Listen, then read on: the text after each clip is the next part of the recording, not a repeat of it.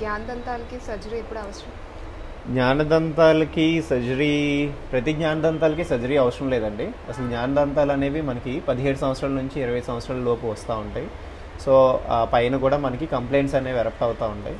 So జ్ఞానదంతాలు అనేవి ఎప్పుడైనా అంటే మనకి ప్రాపర్గా పొజిషన్లో రాలేనప్పుడు కానీ, లేదంటే అవి వస్తున్నప్పుడు చుట్టుపక్కల ఉన్న పళ్ళని డ్యామేజ్ చేస్తున్నప్పుడు కానీ, లేదంటే పైన గమ్స్ ఏవైనా ఓవర్లాప్ అయిపోయి పెరికరోనైటిస్ అంటారు. సో గమ్స్ లోపలికి ఫుడ్ వెళ్ళిపోతున్నప్పుడు కానీ, లేదంటే బాగా అడ్డంగా ఉన్నా, లేదంటే అడ్డంగా ఉండి లోపల మనకి కొన్ని సిస్టులు అవి ఫామ్ అవుతూ ఉంటాయి, డెంటిజీరో సిస్టులు అని చెప్పేసి. ఇలాంటి కండిషన్స్లో మాత్రమే జ్ఞానదంతాలు తీపించుకోవాలి, లేకపోతే అవసరం లేదు.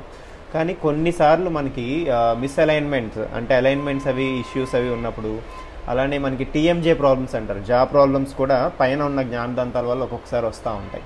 సో ఇలాంటివి మనకు కొన్ని తెలీదు కంప్లైంట్స్ అనేవి. సో ఎప్పుడైనా మీకు విజ్డమ్ టీత్ ఏమైనా కంప్లైంట్స్ ఉన్నాయి అనిపిస్తే మీరు ఒకసారి మీ డెంటిస్ట్ని కలిసి ప్రాపర్ ఎక్స్రేస్ అవి తీయించుకొని ఇన్వెస్టిగేషన్ చేయించుకొని అవి తీయించుకోవాలా లేదా అనేది డిసైడ్ చేసుకోవచ్చు.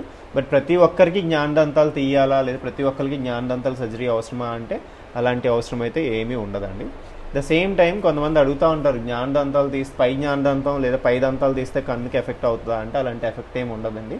సో జ్ఞానదంతాలు తీస్తే జ్ఞానం పోతుంది అనేవన్నీ అపోహలు.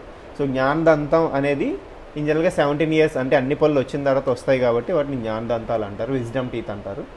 సో అది. Thank you.